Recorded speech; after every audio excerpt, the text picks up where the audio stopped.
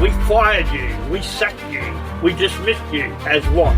As garbage, because that's all you are. You're a criminal. You're a traitor. And you're going to the biggest barbecue in history. So from Christmas dinner to you are the dinner.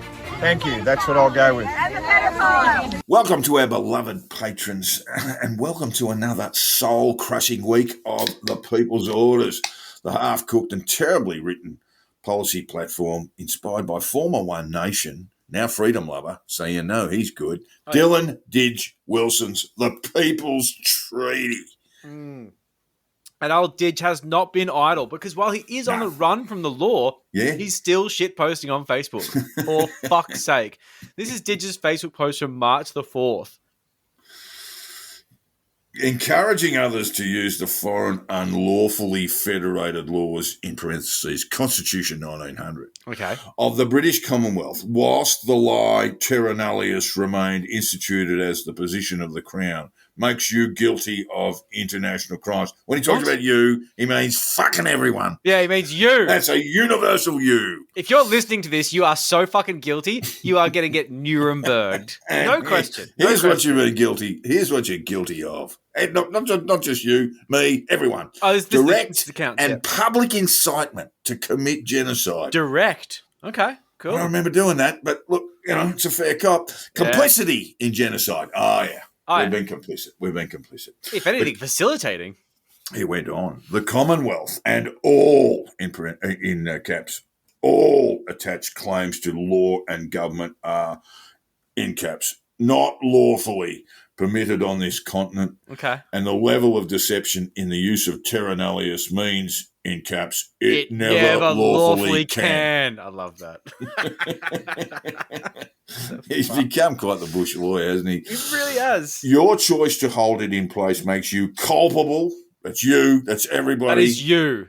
Universal you. Makes you culpable for your responsibility in the ongoing genocide of 369 sovereign nations and their peoples. By the way, Didge is not Indigenous. He's just embraced it. But from a party, by the way, whose leader made a name for herself for racist outbursts against Indigenous Australians. Yeah. Oh, yeah, but she's all right. It's just, Auntie Pauline, she gets back when she was working in the fish and chip shop. That's why she got punted from the Liberal Party. Yeah, that's it. Yeah, because she was a little bit much for a party that also basically, when they did the sorry speech, fucking turned around and went, oh, yeah, but there's a lot of pedophiles in their ranks. I mean, I am sorry, but not for the pedophiles. Like, fuck you, Brendan Nelson. Oh, man, I was down there and that was awful. Look, the point that Didge is making here is that you, Joel, and me, Jack, and everybody is complicit in genocide, direct and publicly incited people to commit genocide. Yeah. And that's the point he's making while he's on the run from the law. That first paragraph is complete gibberish, and then the dumbass, vague fucking charges that don't really exist, and then you're smacking on the caps lock every now and then, just to make a point. But the thing is great. It's his version. It's the written version of thumping a table. What I really liked about this was the fact that, he's obviously preaching to the choir, but he's also preaching to a lot of people who, aren't really into the whole white guilt thing. Yeah, wait a minute. Wait a minute. What am I guilty of? Yeah, they're like, excuse me. So this is what Kev had to say. Who's Kev? Kev's just a fly-by-nighter commenter. Just a Facebook commenter. And I'm not going to go into the grammar and the punctuation and stuff. There's 3 commas everywhere. I just don't know why. So, guilty as charged. But from my point of view is that if you put pumpkin on a child's dinner plate, they ain't fucking eating that shit. So you have to introduce it slowly, mix it with what they want to eat until gradually they are used to the pumpkin. By showing the British subjects that the Ausgov is doing the same to the Commonwealth as the Commonwealth did to the mobs was the same theory as the pumpkin. Mix it slowly, but each to their own, mate. Yeah, that makes absolutely zero sense. It's just gibberish. But it is, in fact, the way you introduce children to Vegemite. Yeah, okay. It works at that level. Do you mix it into pumpkin or something? You don't give them too much. I fucking like pumpkin. I mean, this guy is not speaking for me. It's kind of pig food. But anyway, No, that's what the British think. British can't believe that you eat pumpkin. I presented roast pumpkin amongst other roast vegetables to a British cousin, Subject. or my wife's cousin, and he was appalled. What? I said, why aren't you eating that? He goes, fucking pig food, mate. Oh, get in the bin. Get in the bin. I love pumpkin. Well, they got to have some form of superiority over us, some rationale for it. But anyway, this bloke. I can't explain to the extent of how many random commas there are and just random capitalization in this. Otherwise, it would have taken 15 fucking minutes to read that paragraph. It's absolute dog shit. But look, the moral of the story is, and we just wanted to give you a little bit of an update on Didge before we just jump into the top 10, which is starting from 81, which is that Didge is on the run from the law, but even that hasn't stopped him from shit posting on Facebook. He just can't help himself. He just can't help himself. That might be a good way to introduce him to jail. Yes. He's almost certainly going to be in at some point. Just put him in for a day. a day a week, and then build it up to 2, just like the pumpkin theory. That's it. Yeah, just smush it onto his plate. It just might work for you, Didge, and I know you're listening now because you've got a lot of time in your hands. Oh yeah, but you walk around with a fake beard and mustache on, you're looking like Groucho Marx, and looking over your shoulder quite a bit. All right, here we go. 81. We are at order 81.